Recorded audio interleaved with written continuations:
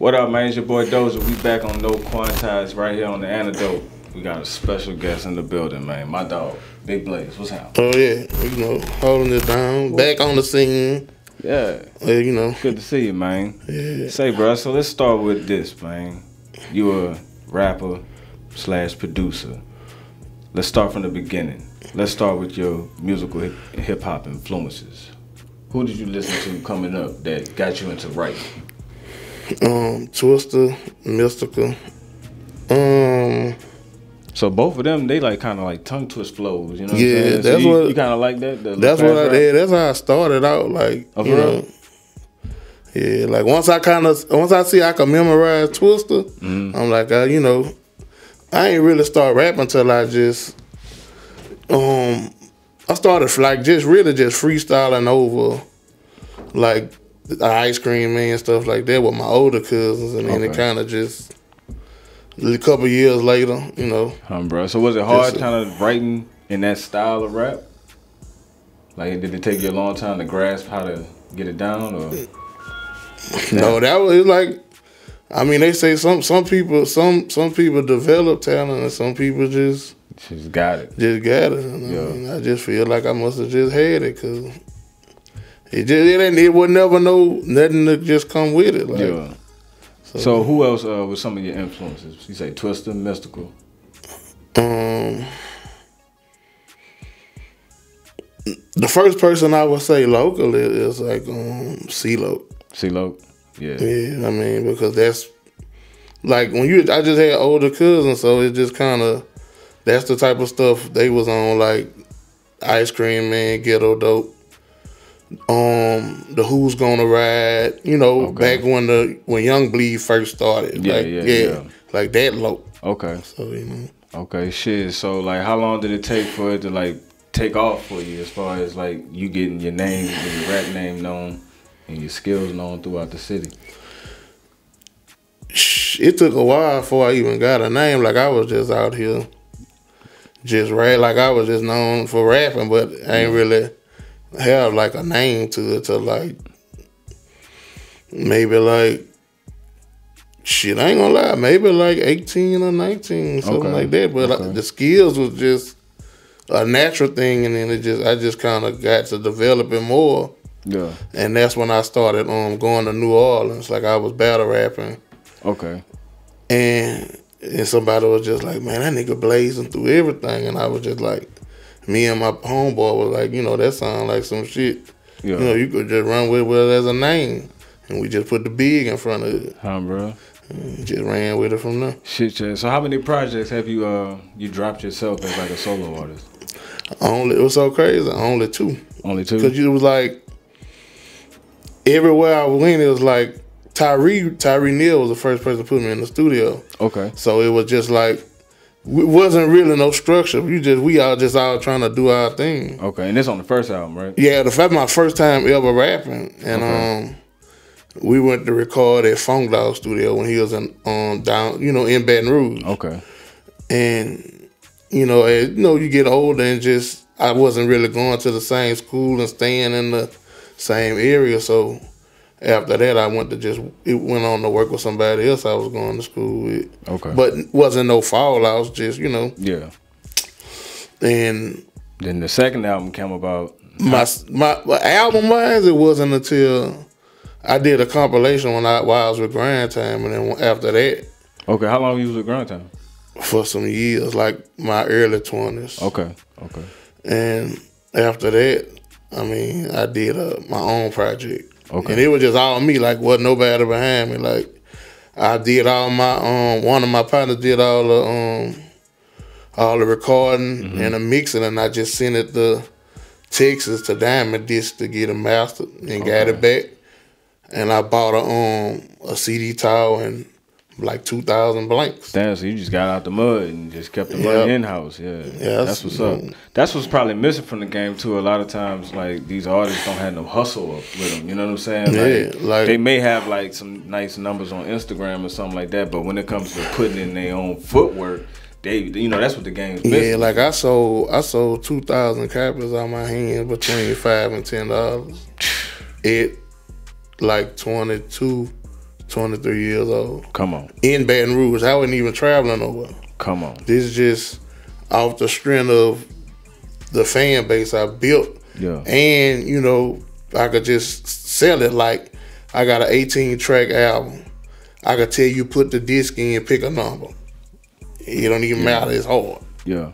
Niggas just be like, man, what you want for it? They'll pick a number, just go to it, and be like, what you want? I'll be like, you give me $5 or $10. I know people gave me $20. Like, you know, just on the fact of respecting, you know. Bro, I'm gonna tell you, like, when I listen to your music, it's a familiarity that the shit that I grew up on. You know what I'm saying? The way your pen is structured, your mic presence, your vocal presence is on the beat. Your concepts, the way you structure your bars, bro. I told Joe, bro. I really, you are my favorite rapper right now, bro. Like the shit. I don't know if you want to talk about it, but me and you've been working on some music together. You know what I'm saying? Yeah, that's gonna be my. I'm gonna start off doing like with you. I'm gonna do a whole project. Like it ain't gonna be nobody else. And it's gonna be called Prison of the Old Law, because like people just it's cool to gravitate to new things, but you don't have to conform to everything that's coming up new in society. You can still like it's cool to be you. Society telling you it's not cool to be you. Society telling the guys they can't be normal or they can't make a lot of money. Or can't be noticed without having a tough guy like mind frame and a tough guy image, and you have to have an image. You can be yourself, can be your image. You don't have to create a certain type of image to be in the music or whatever you choose to be. Yeah, and I think a lot of times people, you know, look over the fact that, you know, the artists that always stick out and you know, they have some longevity. They have individuality. You know what I'm saying? Like they themselves, they're not putting on the act. You know what I'm saying? And I think that if everybody was themselves, you know what I'm saying, we'll get better quality music. You know what I'm saying? Because I think a lot of times people chase a hit, they chase a club bang. You know what I'm saying? They're not making the music, you know, that's coming from them. And it's like outside of chasing a hit, it's like everybody has this thing to. Like they want to impress. I call it impress another men. Like when you just all that macho shit. Like it's always ops. It's always guns. It's always like the music. They make either the music manifest into their life or their life that manifested into the music. And you can't live a normal life like that. Like the turmoil done spilled over so bad in Baton Rouge. Like. Dudes getting killed by the mall. Just everywhere you go, like you sitting in their car, somebody just walking down on them. Like, me personally, like if a nigga ain't to slap my mom or broke in my house or something real, like it gotta be something real to make me actually get violent with somebody. Like I can't get violent because I'm with the ABC crew or the DEF or like all this stuff they be on. Like, man, there's a bigger picture because if you go out there and kill somebody, you know, your mama still here to cry behind you in jail, or somebody kill you, your mama gotta watch you get buried. Your kids, you gotta explain to kids like, why my daddy not here? Why my mama not here? And what you gonna tell them? Oh, baby, he was sliding for his partners. Yeah, and that's why that's why I really like about your music, bro, because you giving a certain reality and you showing the good, the bad, and the ugly. You know what I'm saying? And you not sugarcoating it for anybody. So it's like when the listener gets it, you know, and takes it in, you know what I'm saying, you getting some real game. And I think that's what's needed right now. Yeah, I seen I was watching I forget what it's called, the Ghetto Boys podcast. And Willie D said it best. He said that the music these days tell you that it's cool to have the chopper and ride around with the chopper in the trunk, but the music don't tell you the consequences of having a chopper in the trunk. Like UGK and Ghetto Boys and 8Ball and MJG, they told you that they sold dope. They told you that they did all this, but they also told you about Pimp having to get locked up right when they was about to take off. He violated probation. Got to sit down for 4 years. You know, they tell you the consequences of the street life. The street life is not all, it's all glitz and glamour until you get caught. But then you get caught, then, you know, the hard time pour down, you know, joy and pour down pain. A lot of people are cool with the joy, but they can't handle the pain. Like, man, no. That's real. So out of your whole catalog, I'm sure you've done a lot of features out there for artists, bro. What's one of the most proud verses that you've done? You know what I'm saying? Like, what's one of the ones stuck out to you? Like, boy, I ate that shit. I did a song called One Move Away with a dude named Sleepy from Houston. Okay. And I mean, he put it out on the project. It wasn't one of his songs to be highlighted on the single, but it was just something where I really told it how, like, it's called One Move Away. Okay. It's like when you one move away from succeeding, but you could be one move away from going back, from failing at the same time. And like, it was just like I'm on a rise and a fall at the same time. Living in this insane world, trying to keep a sane mind. Different generations, different raising, ain't the same kind, ain't the same grind, coexisting at the same time. That's crazy. Like, bro, so let's switch it up a little bit. I usually ask my guests they top 5 producers, but this one I want to do different because you're such a dope and respected lyricist. I want to know, who are your top 5 lyricists of all time? They don't have to be in no order, but I do need number 1 of all time. Bun B number 1. That nigga Bun B the boy. That nigga said, live from the gentleman. He said, coming to the stage, players, this is cinnamon, fine, black, and feminine. I'm finna win. Look at the cinnamon. That's where I got word flipping from.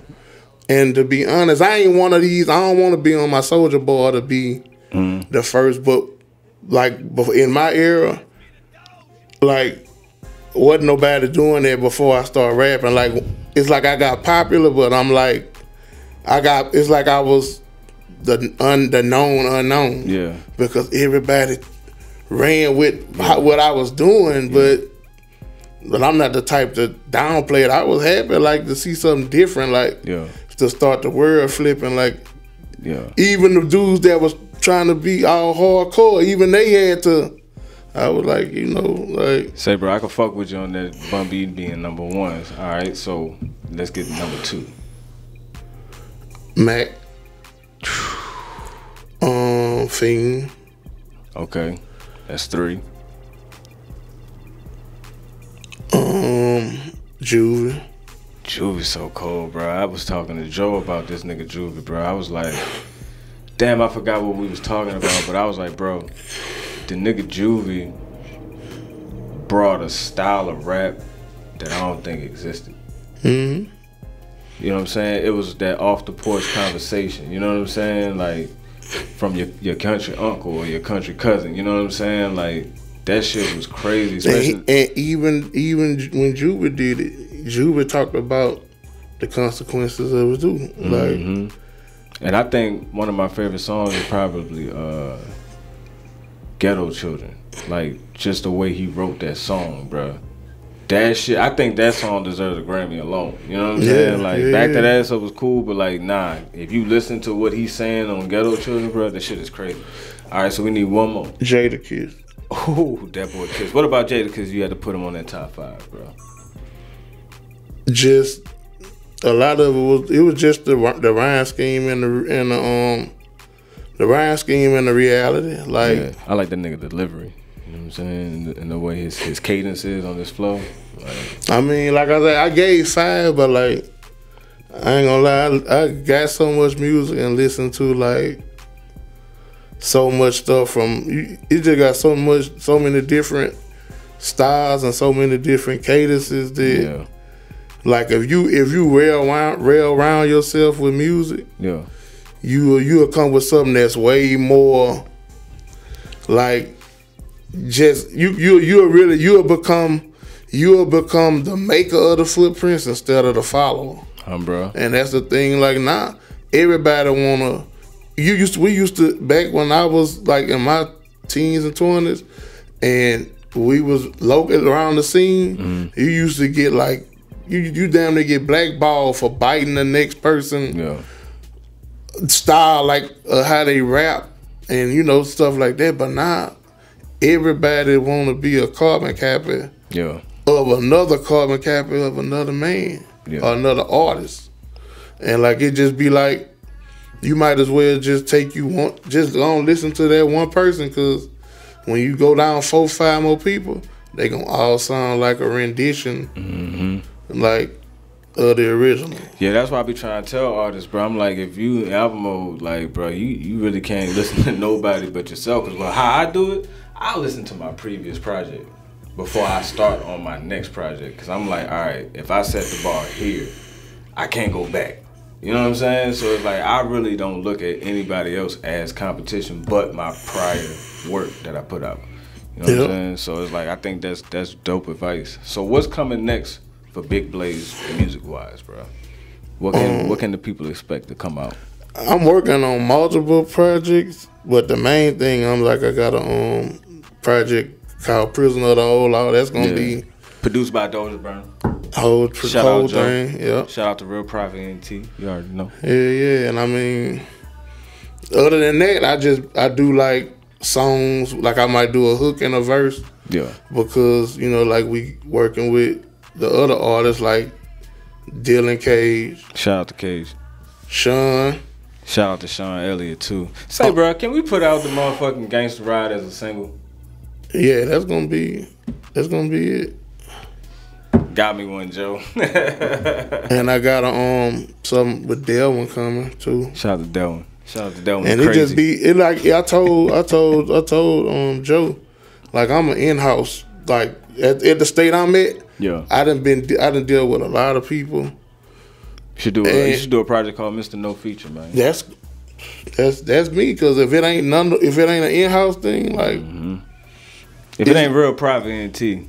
It's like in my city, man. I just did another interview, and I said my city is like all the guys like basketball wives and the love and hip hop women. Like they don't, they really be like It's like everybody say unity individually, but then when we get together, nobody say unity. Yeah, man. I know what y'all stay over there. Like in my city, bro, most of the producers, they'll go do some free shit for popular broke niggas before they make money with the up and coming people. That's a bar. I'm telling you, that's like, a bar. Niggas, they are run. That's a bar. I got this $3,000 right here, but old boy, they got the 100,000 followers. Yeah. He got $100 and a couple grams for you. They go and get the $100 and a couple grams and leave 3 stacks right there. Right. But then when them bills hitting off some child support or something, they won't hit your line. That's how it go. That's how it go. Try to sell you a dud. That's how it go with everything. The interviews. I got this beat I've been sitting on for 6 months. You want this? Bitch? The interviews that got popping. Let somebody up and come and be like, yeah, man, I want to get you on the interview. Nigga, leave you on scene. Oh yeah. But let you change your plans, hit them up. Nigga feet be kicking their ass trying to get spitting them bars, Joe. I mean, it just is what it is. Yeah. Spitting bars, nigga. Man, you gotta treat the janitor like the CEO, man. That's real. These dudes just. That's why I told y'all Big Blaze gonna give you the good, bad, motherfucking ugly, bro. So if a nigga try to get a verse from you, an artist wanna reach out, or a producer wanna give you a beat, how can they reach out to you, bro? Tell the people how to Instagram at Raw Authentic 83. Raw Authentic 83, right there. Well, it's at Raw Authentic. It's just like Raw and then Authentic. Okay. 83 on Facebook. It's BJ BEEJAY. I ain't doing none of that op rap shit. If that's what type of time you on, don't even waste your time, because I'm not doing it. Yeah. If you want to make some real music or whatever. Hey, you better come with your bars too, because he gonna smash you on that verse, bro. I'm telling you. But, he's not playing. He's not playing. Well, Blaze, bro, I appreciate you for stopping through, bro. Yeah. You already know, man. No Quantize with Dosha right here on the antidote.com. Follow us on Roku TV, Apple TV, and YouTube. Make sure you like, make sure you comment, make sure you subscribe. Don't forget to hit that notification bell. And let me see y'all top 5 lyricists in the comments, too. We out this bitch. Yo.